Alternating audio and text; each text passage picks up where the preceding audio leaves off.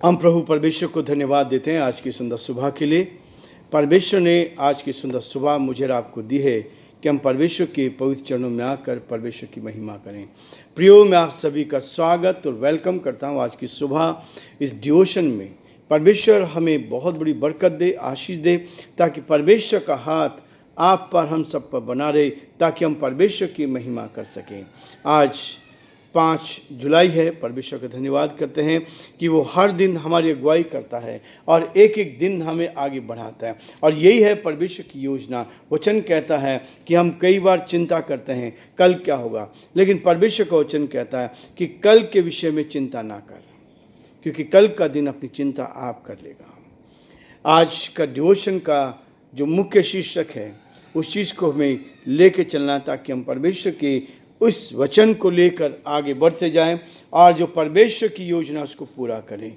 खट्टा मीठा अनुभव, खट्टा भी है और मीठा भी है। इस अनुभव को वचन मुझे और आपको इसी बात के लिए प्रेरित करता है कि खट्टा और मीठा क्या होता है। सबोपदेशक उसका 7 अध्याय उसके 14 पद में लिखा है, प्रियो, सुख के दिन सुख मान, सुख के दिन सुख मान और दुख के दिन सोच, क्योंकि परमेश्वर ने दोनों को एक ही संग रखा है।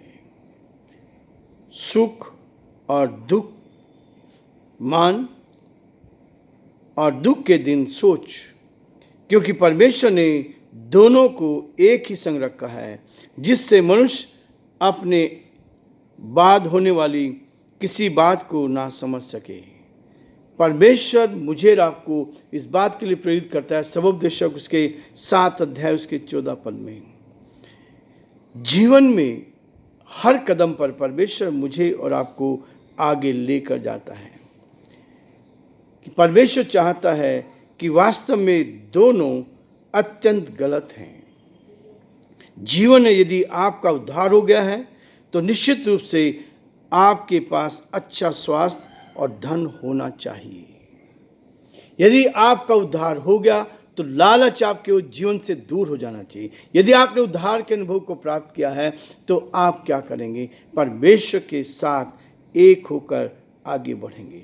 यदि उद्धार है तो, यदि आपका उद्धार हो गया है तो निश्चित रूप से आपके पास अच्छा स्वास्थ्य होगा और धन होना चाहिए। यदि उद्धार के अनुभव को प्राप्त करने के बाद फिर आप गरीबी में रहते हैं तो इसका मतलब हम कहीं ना कहीं गलत हैं, कहीं ना कहीं गलत हैं। वास्तव में जब हम इस बात को देखते हैं कि परमेश्वर मुझे और आपको अपनी आशीष से भरपूर करना चाहता है, ताकि हम उसके साथ आगे बढ़कर परमेश्वर की महिमा करें। प्रियो, आज का जो वचन है जिसका अध्ययन हम कर रहे हैं, 1 तीमुथियुस 6 अध्याय और उसके 7 पद से वचन कहता है कि क्योंकि ना हम जगत में कुछ लाए हैं और ना कुछ ले जा सकते हैं।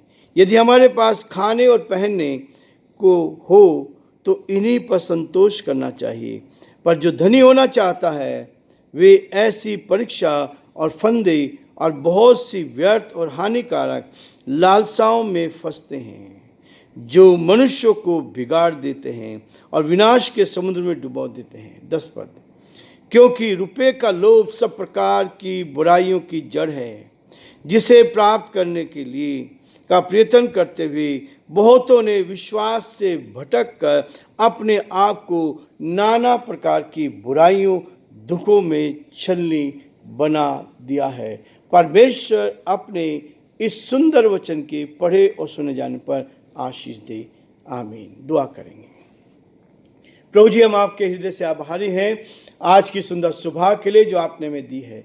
हमारा हृदय आपके प्रति धन्यवाद से भरा। प्रभु, रात्रि का मीठा विश्राम आपने में दिया, फिर से नई ताजगी दी, नया दिन दिखाया, ताकि हम आपकी तारीफ करें, आपकी प्रशंसा करें, आपके नाम को सराह सकें। और ये थोड़ा सा समय प्रभु केवल 10 मिनट का समय आपने हमें दिया है कि आपके इस वचन को लेकर हम एक दूसरे को प्रोत्साहन कर सकें। आज के दिन में प्रभु हमारे सभी श्रोताओं के लिए, सारे भाई बहनों के लिए हम प्रार्थना करते हैं, आप हर एक को प्रोत्साहित करें, हर एक को अपने हाथों में ले, ये वचन प्रभु हमारे जीवन में काम करे और हम आपकी महिमा का बन सकें और जो आपकी योजना उसको पूरा कर सके। हम धन्यवादित हैं कि आप हम पर दया करते हैं, अनुग्रह करते हैं, हमें अपनी उपस्थिति, अपनी निकटता, अपने प्रेम का एहसास देते हैं। इसके लिए हम आपको धन्यवाद देते हैं। सारी महिमा, आदर, गौरव प्रभु जी आपको देते हुए हमारे प्रदेश राजस्थान को आपके हाथों में सौंपते हैं, यहाँ के मुख्यमंत्री भजनलाल जी को आपके हाथों में सौंपते हैं,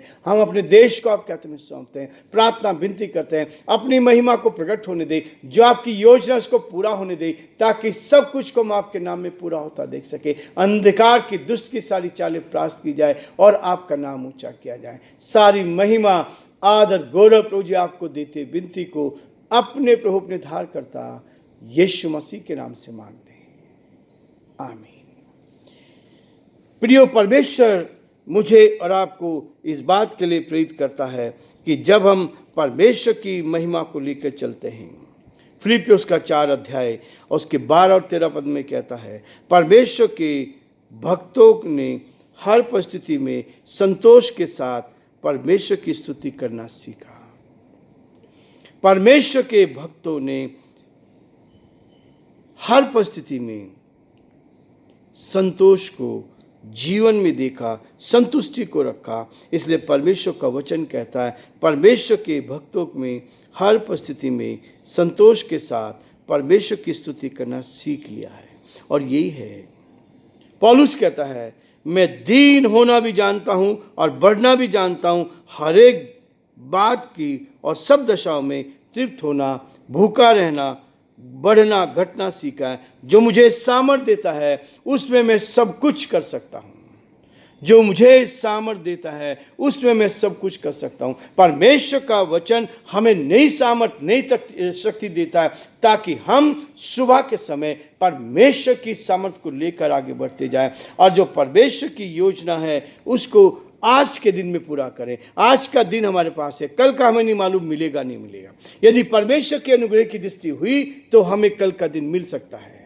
हम इस आज के दिन में कितना घमंड करते हैं, आज के दिन में हम कितना गलत चीज़ों को लेकर चलते हैं। परमेश्वर कहता है, अपने हृदय को धोकर शुद्ध करो, पवित्र करो और अपने आप को परमेश्वर के चरणों में रखो।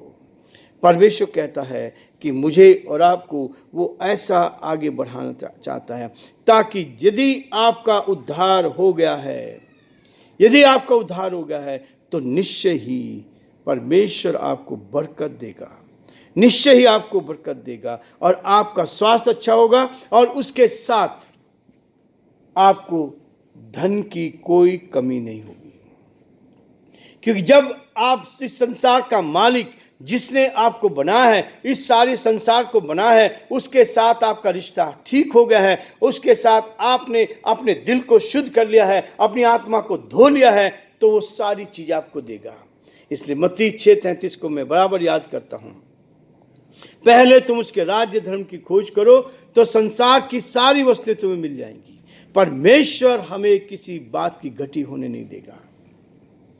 संसार में आप जब हैं तो परमेश्वर आपको ऊंचाई पर ले जाता है। इसलिए वो कहता है 9 पद में, पर जो धनी होना चाहता है वे ऐसी परीक्षा, फंदे और बहुत सी व्यर्थ और हानिकारक लालसाओं में फंसते हैं, जो मनुष्य को बिगाड़ देती हैं और विनाश के समुद्र में डुबो देती हैं। लालच बुरी बला है। हम संसार की बातों को, कहावतों को भी देखते हैं। संसार में लिखा है कि लालच बुरी बला है। जितना हमने लालच किया और उतना ही हमें नुकसान होता है। लालच करने वाला व्यक्ति कभी भी सुखी नहीं रह सकता। जो लालची होता है उसको कभी भी संतुष्टि नहीं होती है। आपको कितना भी मिले, आपको संतुष्टि नहीं आएगी। इसलिए परमेश्वर मुझे आपको इस बात के लिए प्रेरित करता जाता है, ताकि हम संतोष रहित भक्ति सब प्रकार की आशीष का स्रोत है, आपके पास जो कुछ है उसमें आप संतुष्ट रहें और आप बढ़ते जाएंगे। यदि आपको संतुष्टि नहीं है तो आप घटते जाएंगे। आप कितना पैसा कमा लो, आप कहीं भी जाओ, कैसे भी करो, खूब पैसा कमाओ, खूब पैसा कमाओ, लेकिन आपके पास फिर भी कुछ नहीं रहेगा। फिर भी वो लालच जो है आपके जीवन में बना रहेगा। उस लालच को लेकर आप क्या करेंगे? अपने आत्मिक जीवन को समाप्त कर देंगे। इसलिए प्रियो कहता है, क्योंकि रुपए का लोभ सब प्रकार की बुराइयों की जड़ है। पहला तीमुथियुस का 6 अध्याय उसके 10 पद में कहता है, क्योंकि रुपए का लोभ सब प्रकार की बुराइयों की जड़ है, जिसे प्राप्त करने का प्रयत्न करते हुए बहुतों ने अपने आप को अपने छलनी बना लिया है और अपने विश्वास से भटक गए हैं। और दुखों में बहुत सारे दुख क्यों आते हैं? क्योंकि लालच हमारे अंदर रहता है। बहुत प्रकार की परेशानी, तकलीफ हमारे शरीर में, हमारे जीवन में, हमारे परिवार में इसलिए रहती है क्योंकि हमने परमेश्वर को सही तरीके से नहीं जाना। परमेश्वर को सही तरीके से नहीं जाना। इसलिए प्रियो, रुपये का लोभ सब प्रकार की बुराइयों की जड़ है। लालच करना परमेश्वर से अलग होना है। स्वार्थी जीवन जीना परमेश्वर से अलग होना है।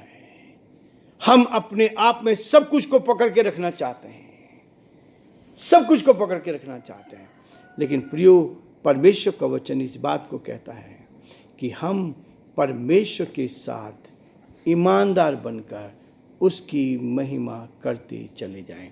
और प्रियो, परमेश्वर का वचन हर कदम पर मुझे और आपको इसी बात के लिए कहता है कि एक समय खट्टा, एक समय मीठा। और इसलिए सबोपदेशक का लेखक कहता है, सुख के दिन सुख मान, सुख के दिन सुख मान और दुख के दिन सोच। जब समस्या आती है, परेशानी आती है, तो हमें सोचना चाहिए क्यों आई है, किस कारण चाहिए, कौन सी कमी मेरे अंदर है। यदि आप और मैं अपने आप को सोचते जाएंगे, मैं अपने आप को पहले कहता हूं, जब मैं इस बात को सोचता हूं कि ये दुख क्यों आया है, तो परमेश्वर मुझे बताता है, परमेश्वर बातचीत करता है, परमेश्वर हमें उठाता है, ताकि इन दुखों में से हम आगे बढ़कर उस ज्योति की तरफ देख सके जो हमारा प्रभु है। उसलिए कहता है, दुख के दिन सोच, क्योंकि परमेश्वर ने दोनों को एक ही संग रखा है। दुख भी आपके साथ है और सुख भी आपके साथ है। आप क्या लेना चाहते हैं? दुख लेना चाहते हैं या सुख लेना चाहते हैं? परमेश्वर कहता है, यदि आप इनमें से एक को भी लेना चाहते हैं, दुख और सुख दोनों एक ही साथ चलते हैं, जिससे मनुष्य अपने बाद होने वाली किसी बात को ना समझ सके। सबोपदेशक का लेखक सुलेमान इसी बात को प्रकट करता है। प्रियो, परमेश्वर आपको और मुझे इस नए दिन में नई ताजगी देकर, नई सामर्थ देकर आगे बढ़ाना चाहता है, ताकि हम उस परमेश्वर पिता के साथ एक होकर परमेश्वर की महिमा करते जाएं। प्रियो, परमेश्वर आप सबको बहुत बड़ी बरकत दे, आशीष दे। और हमारी यही दुआ आपके लिए है कि आपके जीवन पर, आपके परिवार पर परमेश्वर की बहुत बड़ी बरकत आए, आशीष आए और आप जीवन में आगे बढ़ते जाएं और बहुतों के लिए आशीष का, आनंद का कारण बनते जाएं। परमेश्वर आप सबको बहुत बड़ी बरकत और आशीष दे।